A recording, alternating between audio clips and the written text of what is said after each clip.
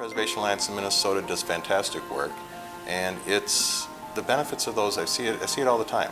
PAM has a huge value to the state of Minnesota. It is focused on helping people to get to positive outcomes with preservation without being highly prescriptive.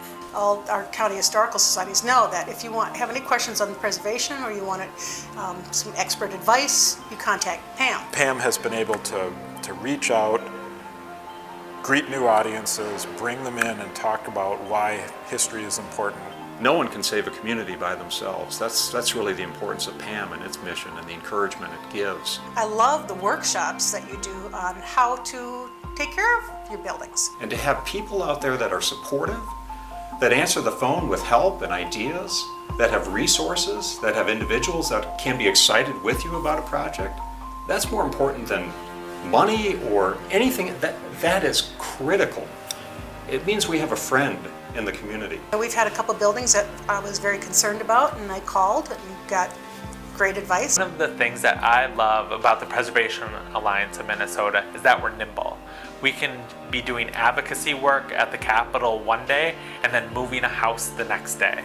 We can be helping an owner rehab an old fish restaurant one day and then going and doing education classes, helping realtors understand the benefits of preservation the next. Preservation at its finest means actually doing something with a building, doing something new and relevant, making that building come alive and speak to people once again, not just stopping things from happening, but moving forward with our historic structures and really making them relevant to today's people and today's uses. We'd rather see a building, a historic building, a historic space be used and altered than vacant or torn down.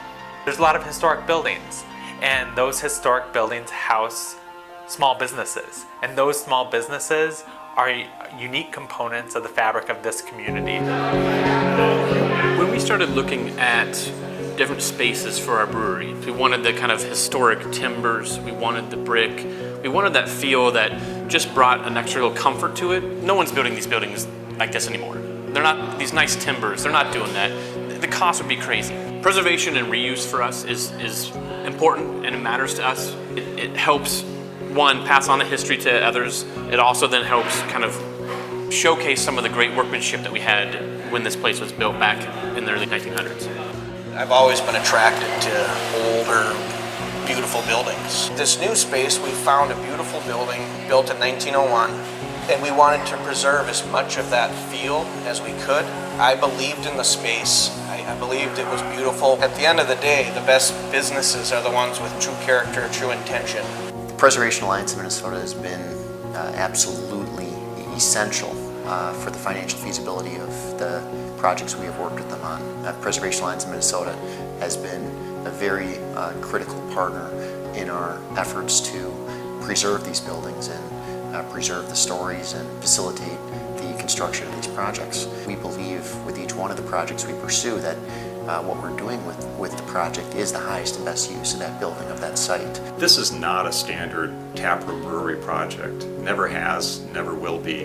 That wonderful insight of the past that can only really be present to the extent you viscerally are involved with it in a way that only a building can be. Why is PAM important to the state? I understand that far better now than I ever knew, even as a board member and as the chair of the board of PAM. Keeping these neighborhoods intact, keeping these buildings preserved, standing, and in some kind of vital reuse, really brings people together. I believe it is important for people living in rural areas to preserve their historic buildings in their small cities because it tells their story. Back when I was a kid and I was growing up in Lake City, Minnesota, it's got a beautiful little downtown. They would bulldoze these gorgeous buildings in the name of progress, and it just left this scar behind. When buildings are demolished, a piece of that is lost. Every loss of these small buildings is a loss of our community DNA. Everyone has a history. Everyone has a connection to our history. And whether you landed in Minnesota 7 generations ago or last week, you have a connection to this place and you have an investment in this place. We're all about connecting people with historic places.